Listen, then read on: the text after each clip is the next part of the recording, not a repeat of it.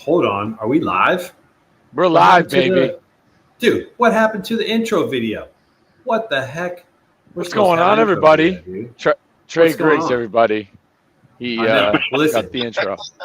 We got to play the intro video. I don't know what happened, but we got it. I don't know where it went, but it's here. Let's that's not it. What? Dude, something went wrong this morning. Anyways, we are live. We're here. I was going to text Nick, like, let's go during the intro, and then no intro. So good morning, everybody. Iron Minds in the house today.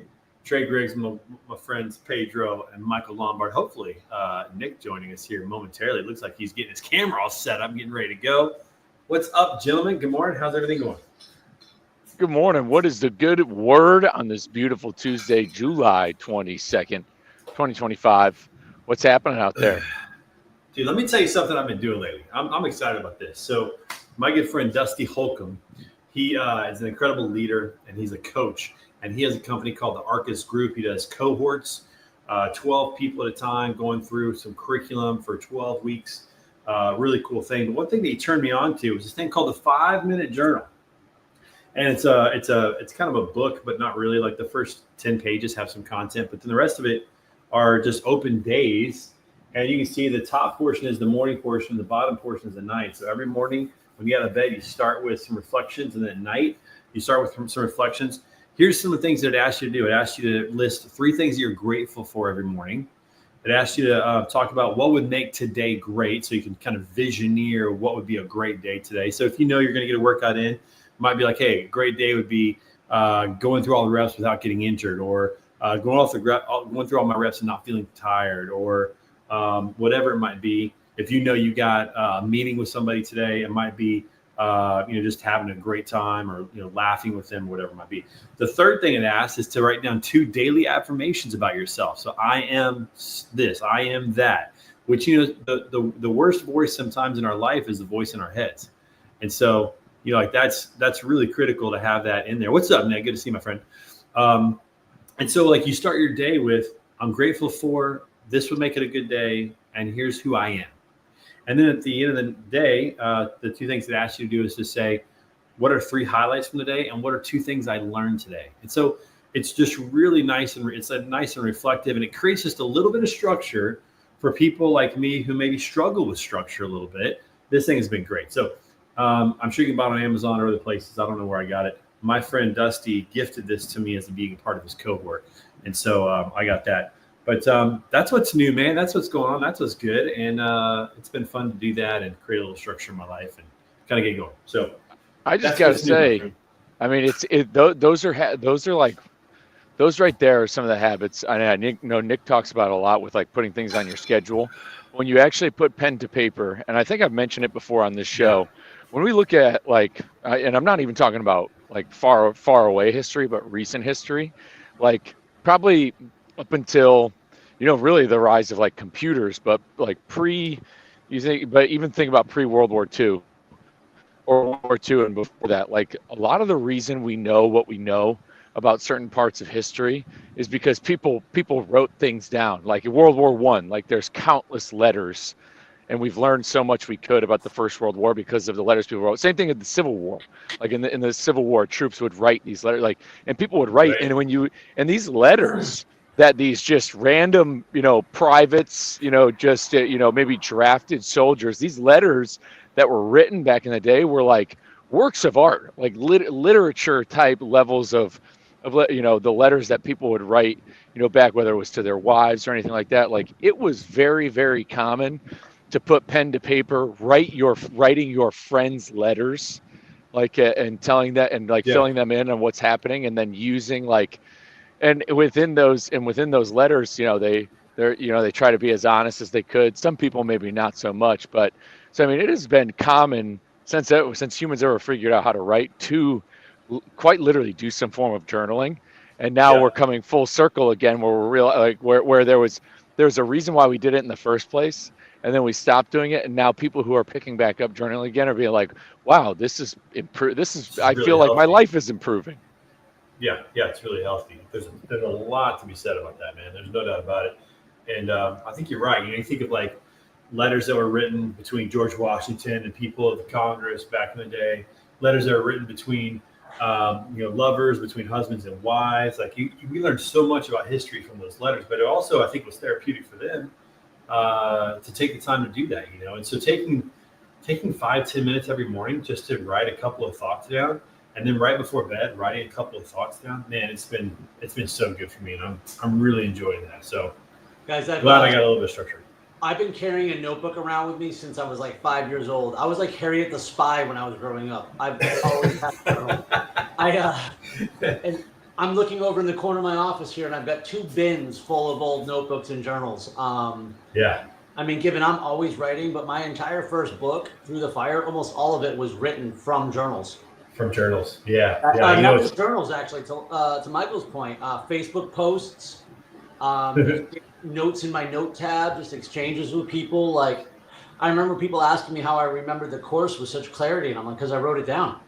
Yeah, exactly. When my wife and I got engaged and got married, I feel like our engagement story and I feel like our wedding story are like 2 really cool stories. And I remember during our first year of marriage, I wrote it all down in detail because I didn't want to forget it when my kids came around.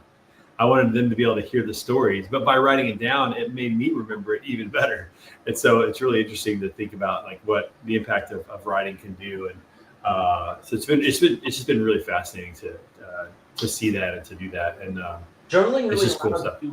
The perspective, because I'll tell you the amount of times I sat down to write about one thought in one topic, and I ended up just going a completely different direction, teaching myself a life lesson. I mean, it's one thing, we might be recording some events, but when you really let the pen go, and you just start writing whatever comes to mind, you see some things.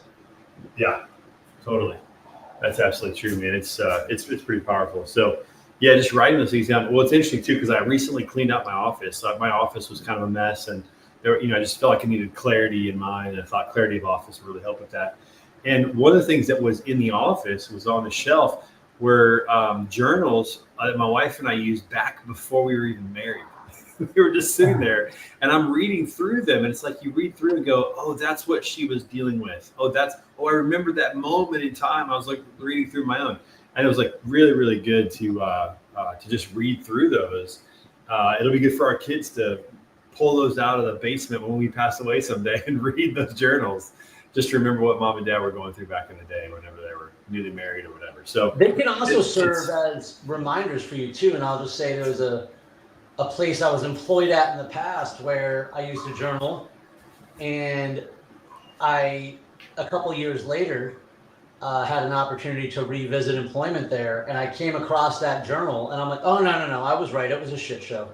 So the graduation rose-colored glasses that develop over time, maybe it will be all right. And I'm like, no, it won't. Yeah, move on. Yeah, it's funny. Yeah. Speaking of journaling, like that's a little fun fact about Mark Twain's autobiography.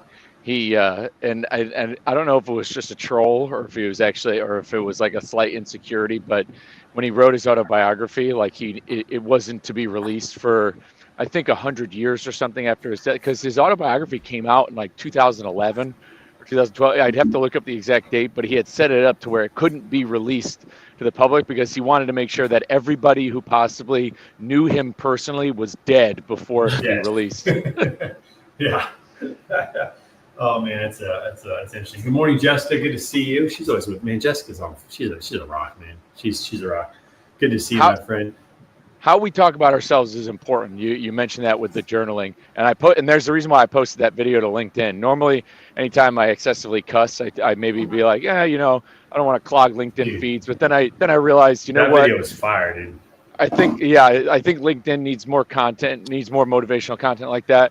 I see reels on LinkedIn. It's always like, here's what you're doing. Here's what you should say during job interviews and resumes. And it's like, here's how I made my first $1 million. Yeah, here's what I did this, and it's like when it comes to how people talk about themselves, it is uncanny, and the reason why I made that video is because I get set off because I do this quite often. It's primarily with women at the gym at Orange Theory when I see what they're doing and I know for a fact they can do more, they can do better, especially given the exercise. There's some times where a workout should call for something a little bit more lighter because of the functionality. But when it comes to a chest press, whichever, like, no, like you want to kind of be working to the point of fatigue by your last rep, to where you get the last rep up and you need to take the rest. And I will bring the dumbbells over, and the first reaction is, there's no way, I can't, absolutely not. Or I'll get fed, like, I went really hard, like I'm still sore from yesterday, or like something. There's an immediate sort of rationalization for why they can't do it immediately. And we're not talking about, reinventing the wheel here or doing something crazy. We're talking about just a 5 pound limits a little bit. A 5 pound jump in your dumbbell weights. And it's like at first action, but I guarantee if I went to that person's work and their boss gave them a brand new responsibility or something like that, oh yeah, I'll get it done. I will get it done, no problem. And they might not know how to do it. It's probably maybe somebody got fired or quit, and they've got to do something that's outside of their wheelhouse. And they'll be like, yes, I will do it. They'll take it on and figure it out. When it comes to something that's going to serve them in a certain way, it's like, all of a sudden it's, oh no, there's no way. I can't do it. And it's just like, and over time it was just like eating at me. And I was like, you know what? There's a common trend with this.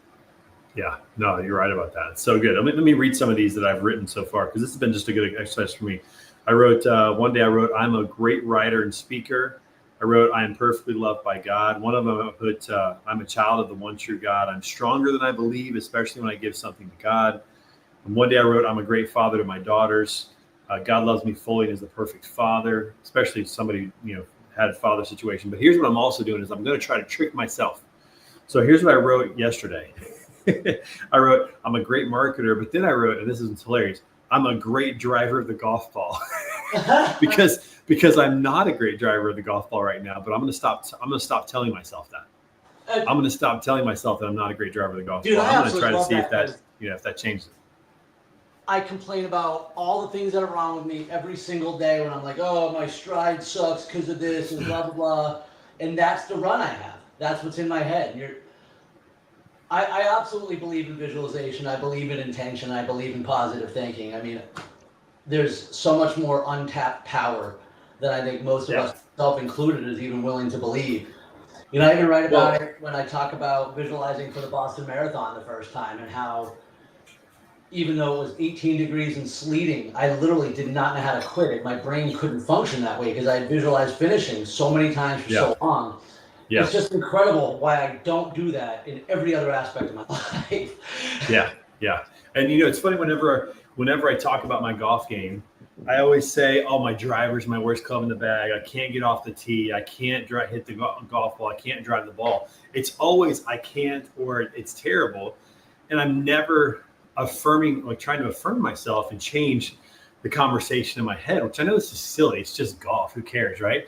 But there's something to be said about visualizing what I can do. And I know I've hit the golf ball good before off the tee. I've hit good tee shots. It's not like I've never hit a good tee shot before.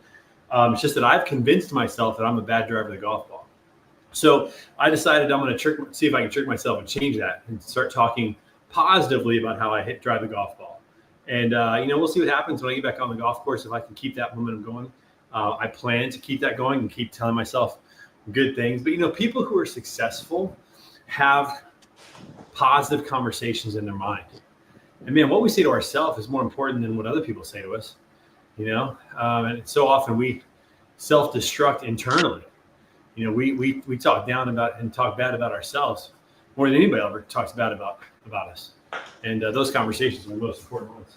And a lot of times what people say. Did you guys just see me knock out 10 push-ups? Did anybody see that just real quick? Knock out 10 push-ups. The shoulder's feeling good. Let's go. Frozen shoulders back.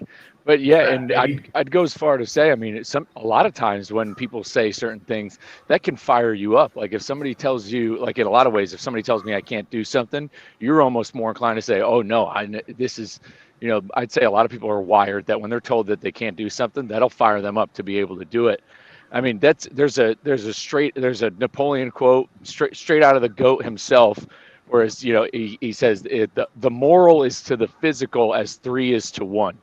He was a firm believer that like big type esprit de corps guy, where like the more fired up army is probably going to win. And it's the same thing in like sports. Like if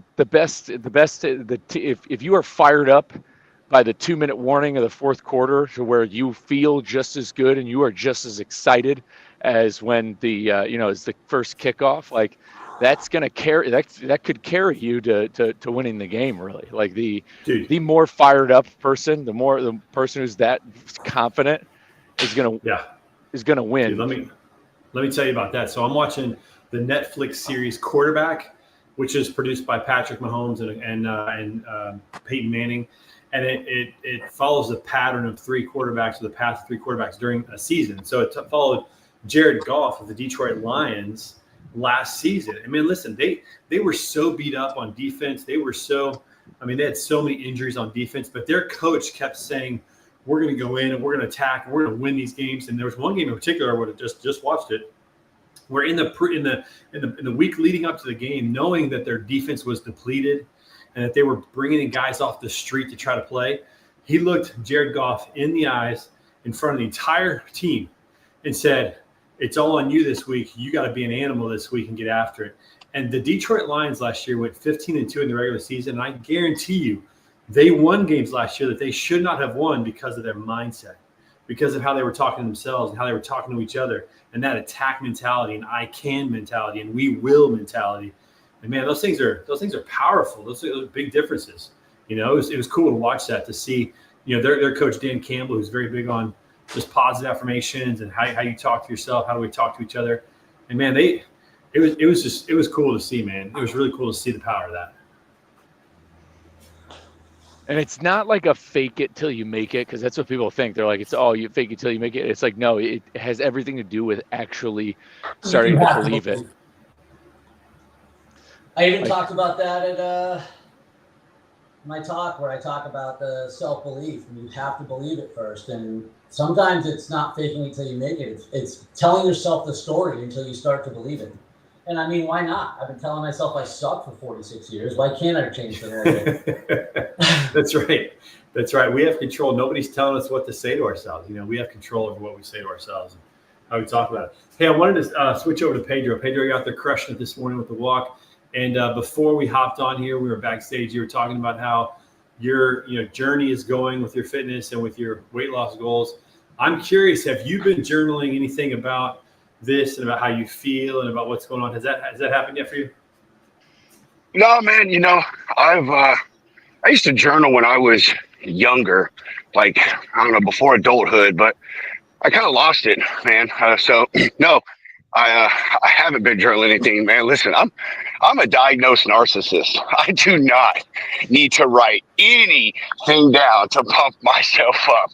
Let's just get that straight right now. I don't need anybody telling me how awesome I am.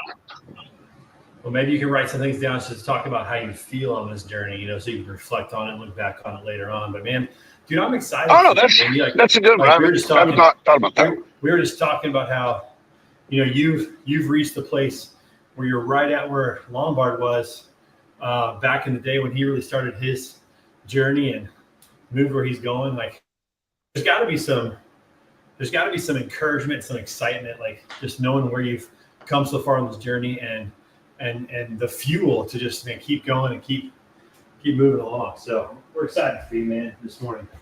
Well, I appreciate it, man. And I've as of Sunday, I think it was, when I weighed in, or maybe just a morning, but it's officially 40 pounds that I've lost over the last 10 months. I'll really say 9. I appreciate it, man. I appreciate it.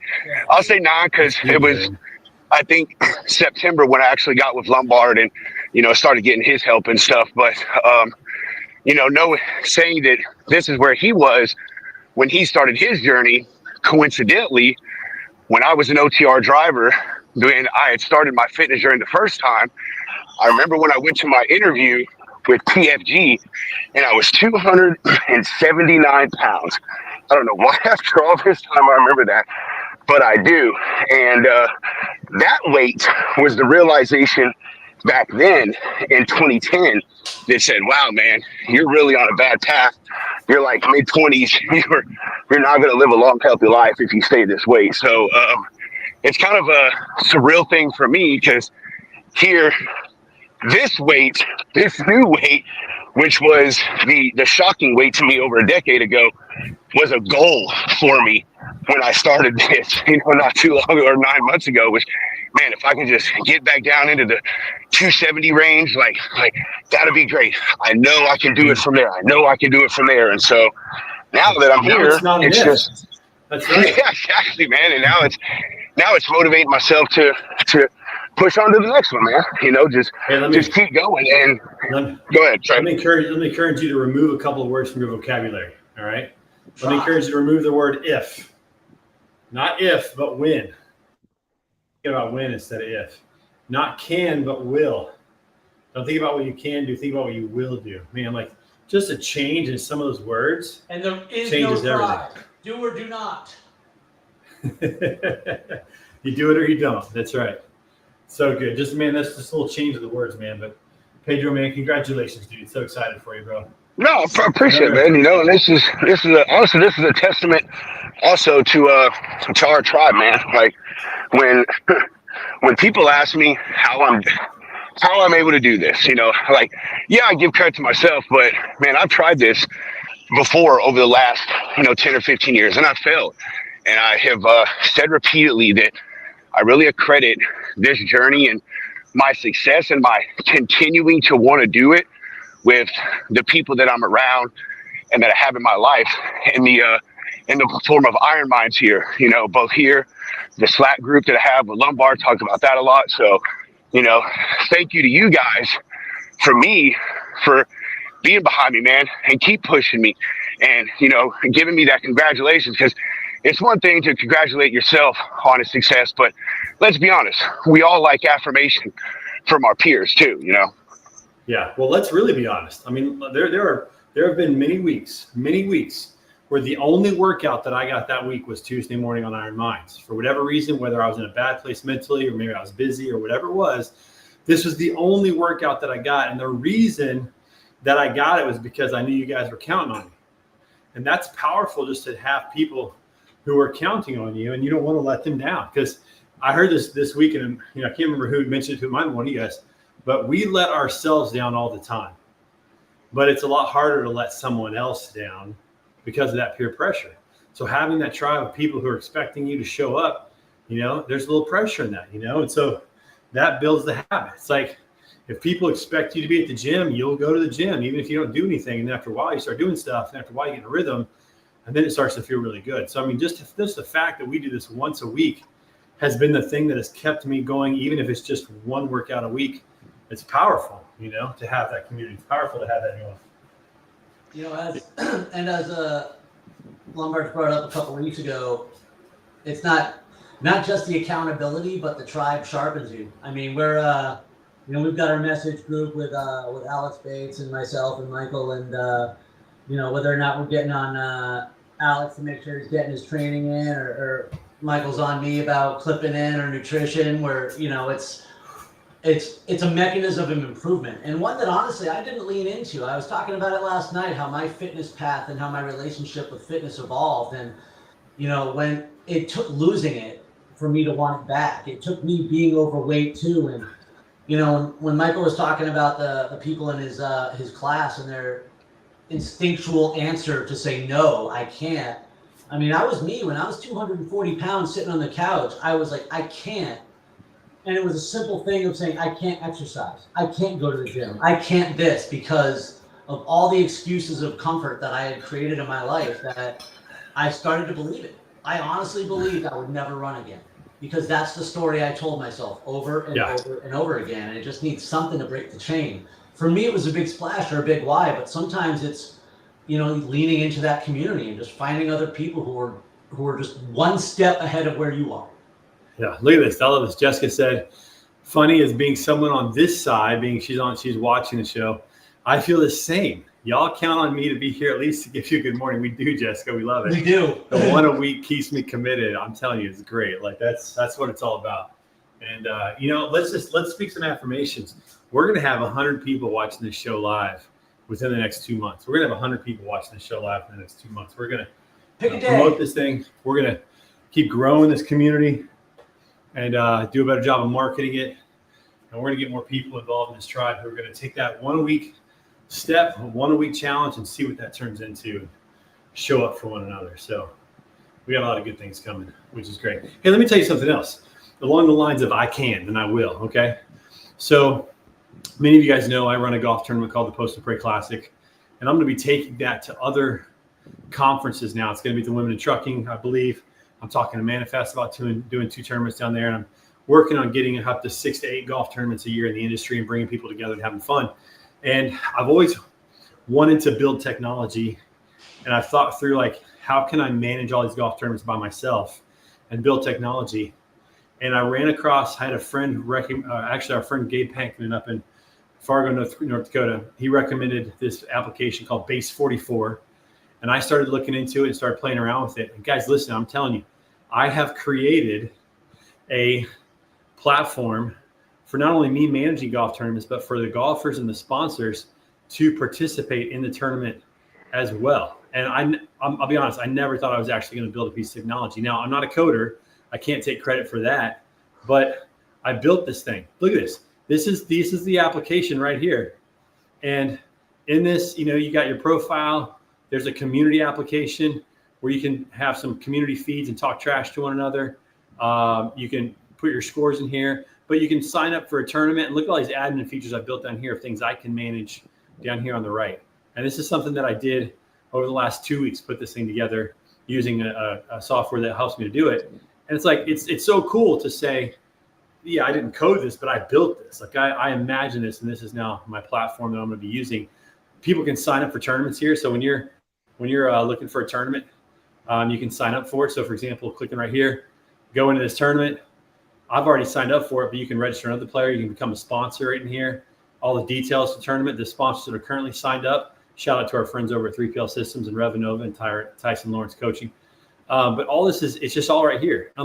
I'm so excited that I can now say that I have built a piece of software, which I honestly never thought I would do. And here we are, and it's almost functional. I'm about to launch it to the community. Like, you got to get away from the I can't or I never will. You got to get away from those statements. Like it's like the Strava of golf. That's something that could really, really take off. Golf community, baby. Like, it's going to be great. Like, social media aspects, you can direct message people.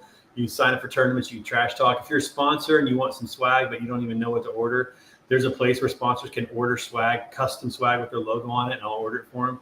And it'll be there when they show up for the tournament. Like, I've just been thinking through what would make this a great experience for all the players and all the sponsors, and it's fun, man. It's fun just to be kind of dreaming and figuring these things out. But if you follow the mindset of I can't, you're not going to see these opportunities. That post that Gabe put out about Base 44, if I wasn't thinking about building technology or building a piece of software, I probably would have missed it.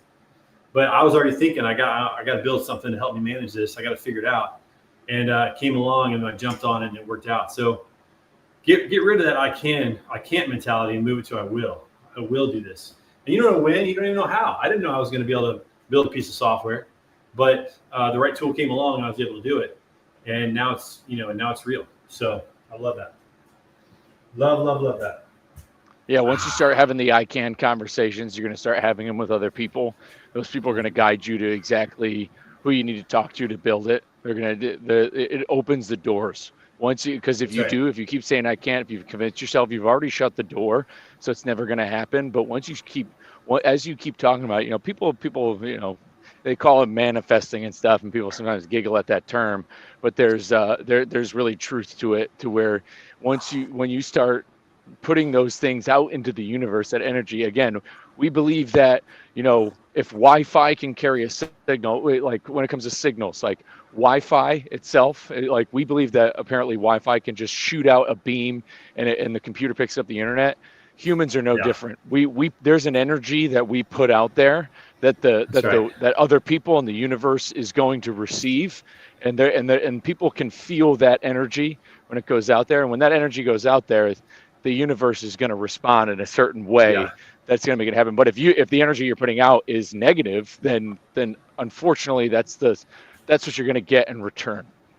That's right. And I heard this one time, and I've never forgotten this. I heard this one time from someone that really hit me. And he said, once you decide where you want to go in life, once you up here really decide where you want to go in life, the vehicle will show up to take you there. But you have to decide that that's where you're going, and then it'll show up. It'll take you there, whatever that looks like. Whether it's a physical journey or a career journey or hobby journey or whatever it is. Like once you mentally decide that that's where you're going and you're committed to that, the vehicle, the people, the tools will show up to take you there. And I've never. You know why most people won't believe that? Because the vehicle shows up and it looks like work. And so most people don't. They say, "Oh man, I'm waiting for my big break," not realizing it that you were just presented what you need to do to get there. Yeah, I've heard it said before that opportunity often disguises itself as hard work. You know, it's funny though, because what you said, when I wanted to be a speaker, I had no idea. I bought this book like by the NSA. I was reading some things, watching some YouTube videos, looking at a couple speakers I knew. But it was having lunch with an old buddy of mine that I used to work with at Blue Grace, and I told him, I was like, I really like to be a speaker. I just don't know where to start. And he was like, hey, my buddy who I went to law school with actually became a speaker and started this program for blah, blah, blah, blah, blah. And I was like, and that's where I started. Yeah. And then lo and behold, Pedro wears a fuck cancer shirt at BCS. And I'm like, whoa, what's that from? What is that about? And then he tells me about you. And then that was a pretty cool thing too. You didn't have to make that shirt and Pedro didn't have to wear it. I love telling that story because there's actually another part of it too, which is the guy who I saw this guy at a networking event about a month ago. That he's a banker here in Tampa, and I was networking with him, just having a conversation on LinkedIn. And when I had nothing left to say, like I was like, all right, we don't really have anything left to talk about. I asked him, I was like, hey, do you know anyone who could, I'm a speaker. Do you know anyone who could benefit from a story like mine? And he's the one who connected me to the American Cancer Society in the first place. Nice. And so when I saw him last time and I got to tell him just this whole circle of things that all started with that one conversation, because there's a Jimmy Buffett song and I love the line. It goes, you don't even know who can help you make it come true. Dude, that's a great line, man. That is such a great line.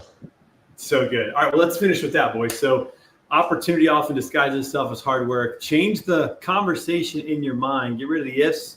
Turn them into wins, get rid of the cans, turn them into wills, and start telling yourself the right story in your mind. Find your troop, find your tribe, find your troop, find your group. As iron sharpens iron, so one person sharpens another. Love you guys. Pedro, keep it up, man. Proud of you. We'll see you guys in the flip-flop. Have a great week, everybody. Let's go.